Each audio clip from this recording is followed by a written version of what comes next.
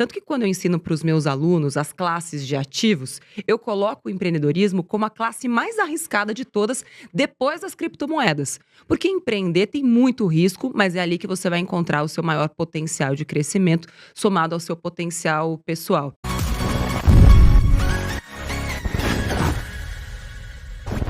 Quais são os primeiros passos para que essas pessoas não se percam na hora, né, de pensar em CPJ, né, em abrir uma empresa? Assim, aqui no Brasil, a gente ainda tem, infelizmente, uma realidade que a maioria das pessoas que empreendem por necessidade. Quando a gente passa para um país mais evoluído, a gente já tem um outro cenário, que são pessoas que empreendem por desejo, ou porque se planejaram para isso, porque vem no empreendedorismo uma alta capacidade de aumentar a sua renda. E eu acredito nisso também. Tanto que quando eu ensino para os meus alunos as classes de ativos, eu coloco o empreendedorismo como a classe mais arriscada de todas, depois das criptomoedas. Porque empreender tem muito risco, mas é ali que você vai encontrar o seu maior potencial de crescimento, somado ao seu potencial pessoal. Então, assim, para quem está se planejando para ter a própria empresa, para ser chefe de si própria e de outras pessoas, acho que o mais importante é ter um planejamento. Então, se hoje você está empregada ou empregado e tem esse sonho, sabia que ser dono da própria empresa é o segundo maior sonho do brasileiro?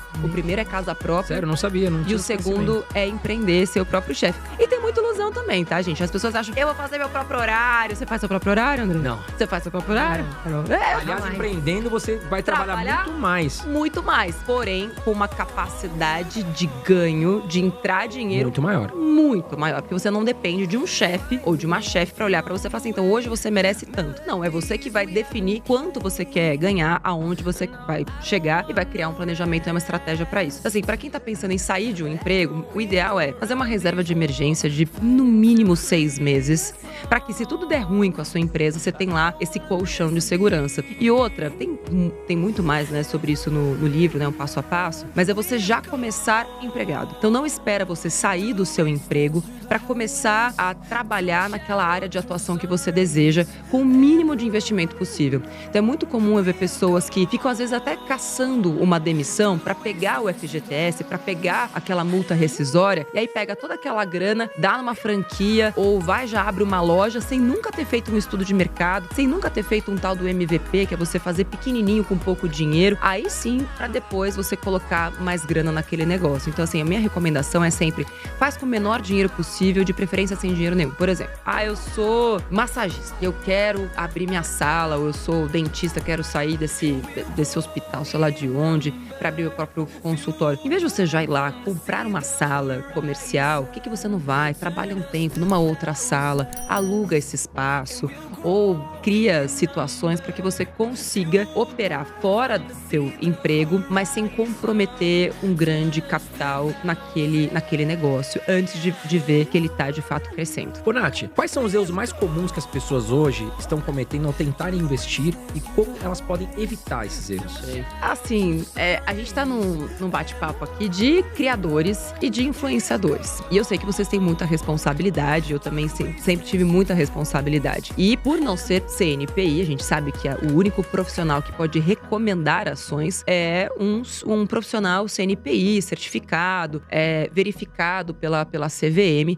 E eu acho que um dos grandes erros do público em geral é pegar diquinha de influenciador de internet. Que às vezes fala assim, isso aqui é meu, viu? Não é uma recomendação. Mas olha só, a minha carteira tem XYZ. Aí a pessoa vê a outra pessoinha ali da internet, ele investe em X, PTO, ação ou fundo imobiliário, logo eu vou pegar também. E você vai se dar muito mal por isso. Porque aquela carteira faz sentido para aquele influenciador. Aquele investimento faz sentido para aquela pessoa. Então assim, muito cuidado ao seguir recomendações que não são recomendações, mas são disfarçadas e no fim acabam sendo. Porque o que eu mais pego, a gente estreou agora dia 10 de setembro, o Pimp My Money. Eu, Leandro Martins, que é um baita de um profissional, ganhou 10 vezes já a melhor carteira recomendada do Brasil. E o que a gente pegou ali na mão, o Pimp My Money, a gente pega carteiras fodidas, de gente que foi seguindo essas recomendações de internet, chega lá com dividend yield de 2%, com rentabilidade em fundo de investimento de 80% do CDI, porque foi tomando decisão no atropelo sem sem planejamento, Tá fazendo. sem meta. Então, pra mim, o grande erro é pegar a recomendação, pegar a diquinha de internet, achar que aquilo serve pra você e investir sem meta. A pessoa começa a comprar um monte de ativo e não faz a menor ideia do porquê que tá pegando aquilo. A Nath, A gente sempre bate na tecla, né? Cuidado com o que vocês estão vendo na internet, pessoal, por quê? Vocês podem até ver alguns vídeos estratégicos de influenciadores falando que gostam de determinadas empresas, mas acima de tudo, vocês precisam entender o que vocês estão fazendo. Então, a gente sempre bate nos nossos canais aqui, ensinando vocês como avaliar uma ação, como analisar uma empresa, né? Como estudar o dia a dia de uma empresa. Então é o que a Nath falou, cuidado pra vocês não saírem investindo em tudo que é empresa, porque vocês ouviram falar no canal de fulano, de ciclano, mas vocês nem entendem daquela empresa. Então vocês precisam entender o que vocês estão fazendo antes de começar a investir, tá? E não é um bicho de 7 cabeças. A gente ensina muito, pelo menos os principais indicadores fundamentalistas. A gente não quer que vocês devorem o balanço patrimonial de uma Taesa, Exato. né? Mas pelo menos entendam o que a Taesa faz, Sim. entendam o que são os principais indicadores, endividamento, Sim, receita, E né? também entender, né, André, o porquê aquela ação está dentro da sua carteira. É uma ação de crescimento? Qual foi seu ponto de entrada? Qual vai ser seu ponto de saída? Ou não, quero ganhar dividendo. Você vai reinvestir esse dividendo? Qual dividend yield que você está esperando? Exato, Tem que ter uma Então, estratégia, né, Tem que ter definida. uma estratégia, exatamente.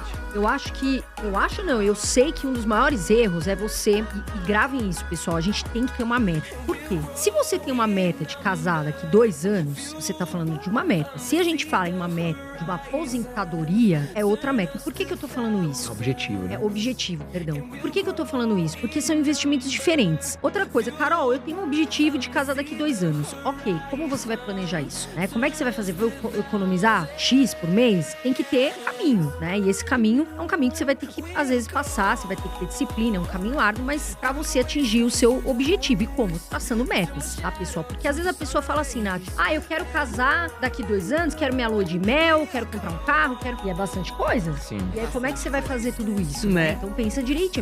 Uma vez, minha maquiadora falou isso. Eu quero casar, eu quero ter lua de mel, casar próprio. Falei, mas é muita coisa ao mesmo tempo, né? Tem que pensar direitinho. Agora, voltando pra aquele gancho, Nath, que a gente tá falando de empresa, o que você acha que as pessoas erram? Por exemplo, a gente falou de erro de investidor, mas elas vão abrir uma empresa. Qual é o principal erro, os principais? Eu acho que a principal falha é você não se preparar antes e já colocar muito dinheiro antecipado naquele sonho. Porque na empolgação, a gente é otimista, né?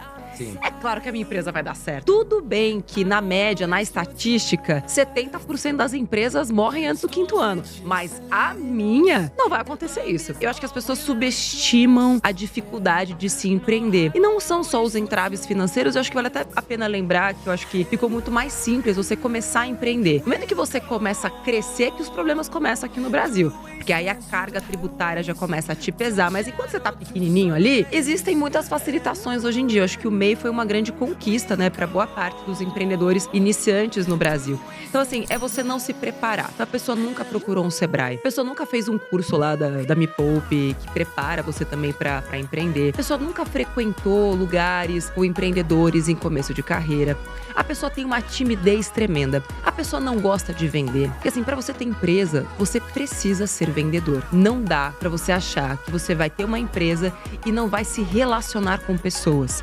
Mas eu não gosto de aparecer na internet. Não é sobre isso, você não precisa aparecer na internet. Mas como empreendedora, hoje, neste momento histórico, você vai precisar ter redes sociais. Ou você, pessoa física, ou a tua empresa. Alguém vai precisar operar essas redes sociais. A estratégia digital de uma empresa, talvez ela seja tão ou mais importante do que a qualidade do produto que você oferece. Uma boa presença digital é fundamental. Então, eu vejo muitas pessoas começando sem ter essa ótica mais abrangente, né? Olhar do alto. Tá, o que eu preciso pra começar esse negócio? As pessoas simplesmente começam. E aí, depois que elas começam... Estuda nicho, estuda, né? E eu até uso essa metáfora dentro do livro.